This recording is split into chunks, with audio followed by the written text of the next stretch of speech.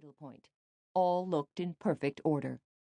The customer was a medium-sized woman in a long tweed coat, and in her hands hung a sky-blue drawstring plastic bag.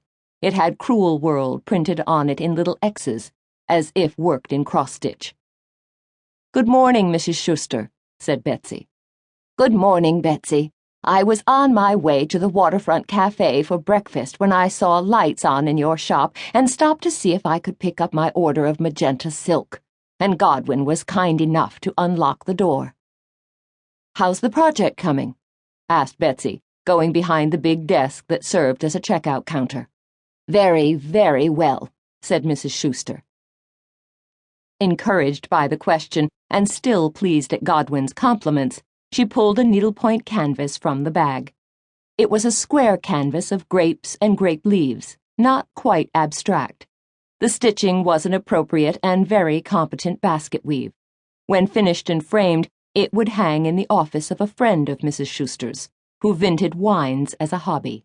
The grapes were being done in silk. The leaves were already stitched in various green wools. "Oh, I like how it's turning out," said Godwin, coming to look. "You were so clever to do the grapes in silk, to make them shimmer." He cocked his head. "Chalk white wool for the background, of course." "Yes, of course," said Mrs. Schuster, and Betsy shot him a grateful look. Mrs. Schuster had taken up a lot of Betsy's time discussing colors and fibers for this project, and had changed her mind 3 times about the background. But Betsy wasn't surprised that Mrs. Schuster was quick to take Godwin's suggestion. The young man had developed a serious talent for needlework during the 2 years he'd worked for Betsy's sister, and now for Betsy. That he was gay only added to his reputation for selecting the right color and texture for any project. Betsy was new in town, and not knowledgeable about needlework or about running a shop.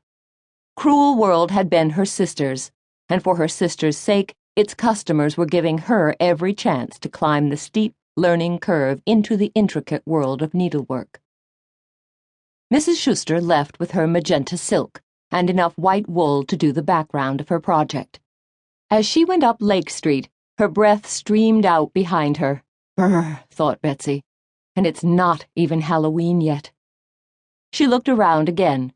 The track lights were on, the front door unlocked, the needlepoint sign turned so that "Open" faced the street. When Mrs. Schuster had paid her bill, Betsy had put the $40 of startup money in the old-fashioned cash register. The hot dust smell in the air meant Godwin had turned up the heat. Even as she turned to remind him, he was stooping to turn on the Bose radio, tuned to a classical music station. Sophie clambered up onto her chair, the one with a powder blue cushion that set off her white fur with the tan and gray patches perfectly. They were ready for business. "What brought you in early?" asked Betsy. "Oh, John was being a pissant last night, so I just went to bed early. And so I got up early, and so here I am." John was the wealthy lawyer Godwin lived with, whose support enabled Godwin to work for slave wages at Cruel World. "Trouble?"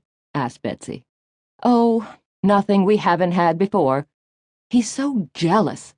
And really, right now I'm not giving him the least reason to be jealous." Godwin tossed his head. He was a slender man, a little under medium height, and his wardrobe tended toward Calvin Klein slim-fit jeans and silk knit shirts, though today, in honor of the season's change, he was wearing a brown plaid shirt under a fine-woven Perry Ellis sweater with textured pinstripes. His short hair was an enhanced blonde color, his eyes a guileless blue, his nose almost too perfect. He looked 18, though Betsy knew he would be 26 in December. Betsy smiled at him even as she hoped there wasn't a breakup in Godwin's future. He was her best employee, knowledgeable, loyal, and reliable. He could be charming, gossipy, witty, and sympathetic in turn with customers, all in an exaggerated, self-deprecating way designed to make them remember him, talk about him, and come back for more. Betsy sometimes wondered if there was a deeper, more reflective Godwin, though she had no intention of doing an archaeological dig on his personality. He suited her, and the shop, just fine.